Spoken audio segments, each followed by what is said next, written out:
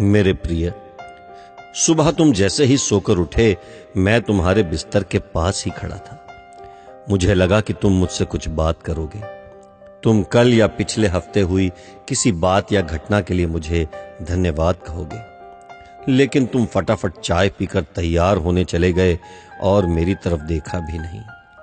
फिर मैंने सोचा कि तुम नहा के मुझे याद करोगे, पर तुम इस उधेड़बुन में लग गए कि आज तुम्हें कौन से कपड़े पहनने हैं। फिर जब तुमने ऑफिस जाने के लिए ट्रेन पकड़ी तो मैं समझा कि इस खाली समय का उपयोग तुम मुझसे बातचीत करने में करोगे, पर तुमने थोड़ी देर पेपर पढ़ा और फिर खेलने लग गए अपने मोबाइल से, और मैं खड़ा का खड़ा ही रह गया।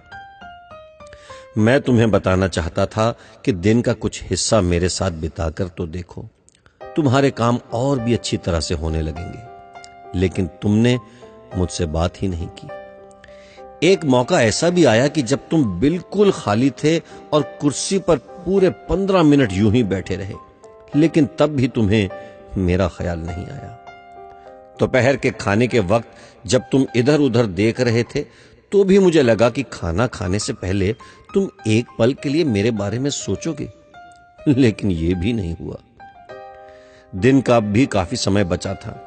मुझे लगा कि शायद इस बचे समय में हमारी कुछ बातचीत हो जाएगी, लेकिन घर पहुंचने के बाद तुम रोजमर्रा के कामों में व्यस्त हो गए, और जब वो काम निबट गए तो तुमने टीवी खोल लिया और घंटों तक टीवी देखते रहे। देर रात थक कर तुम बिस्तर पर सो गए।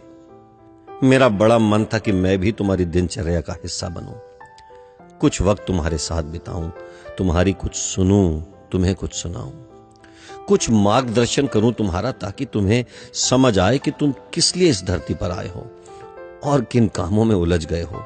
लेकिन तुम्हें समय ही नहीं मिला और मैं मन मार कर ही रह गया। मैं तुमसे बहुत प्यार करता हूं, हर रोज इस बात का इंतजार करता हूं कि तुम मेरा ध्यान करोगे और अपनी छोटी छोटी खुशियों के लिए मेरा शुक्रिया करोगे। पर तुम तभी आते हो जब तुम्हें कुछ चाहिए होता है। तुम जल्दी में आते हो और अपनी मांगे मेरे आगे रखकर चले जाते हो। और मजे की बात तो यह है कि इस प्रक्रिया में तुम मेरी तरफ देखते भी नहीं। खैर, कोई बात नहीं, हो सकता है कल तुम्हें मेरी याद आ जाए। ऐसा मुझे विश्वास है और मुझे तुमसे प्यार है। आखिरकार मेरा दूसरा नाम प्यार ही तो है। तुम्हारा यीशु मसीह।